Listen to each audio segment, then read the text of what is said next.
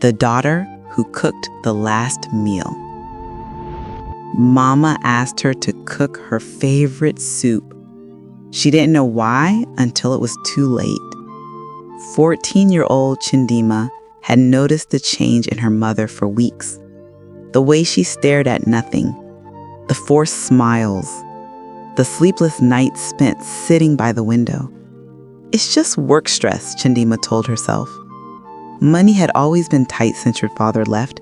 Her mother worked as a housemaid, scrubbing other people's floors, washing other people's clothes, earning barely enough to keep Chidinma in school. Then came that Tuesday evening.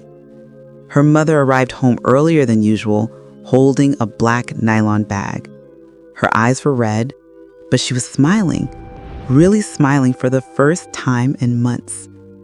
"My daughter," she said softly, "can you cook me that pepper soup I love, the way I taught you?" Chidinma blinked in surprise. "Mama, the ingredients are expensive." "I know." Her mother pressed money into her palm.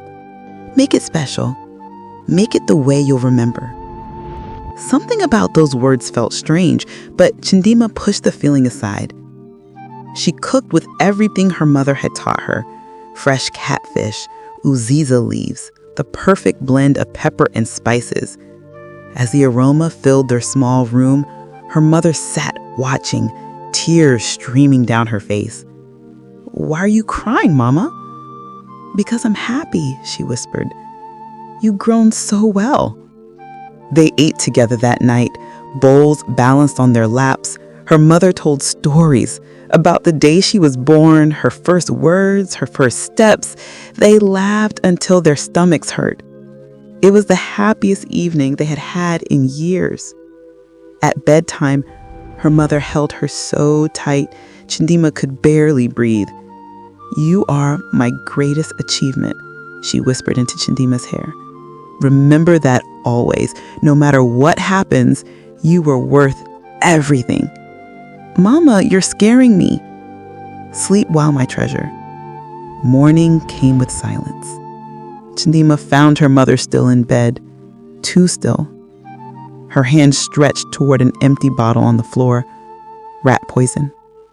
The note was folded beside her pillow.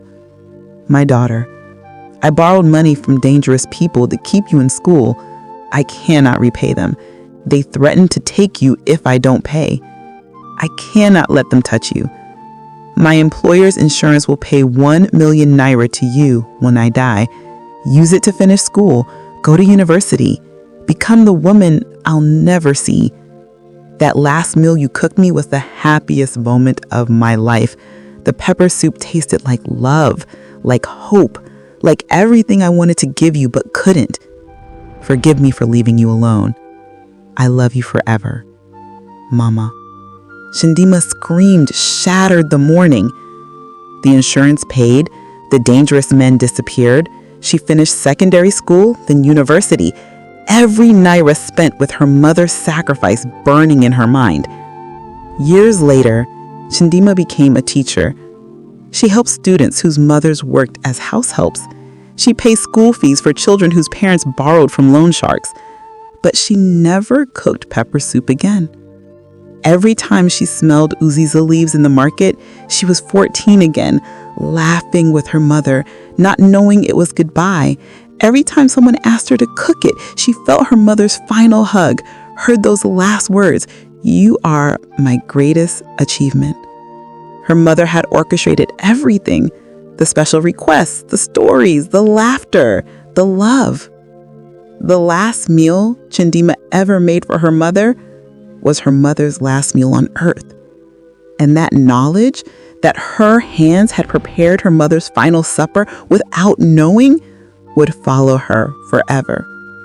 In some parts of Africa, predatory lending and poverty drive desperate choices. No mother should have to choose between debt and her child's future. No child should lose a parent to a system that values money over life.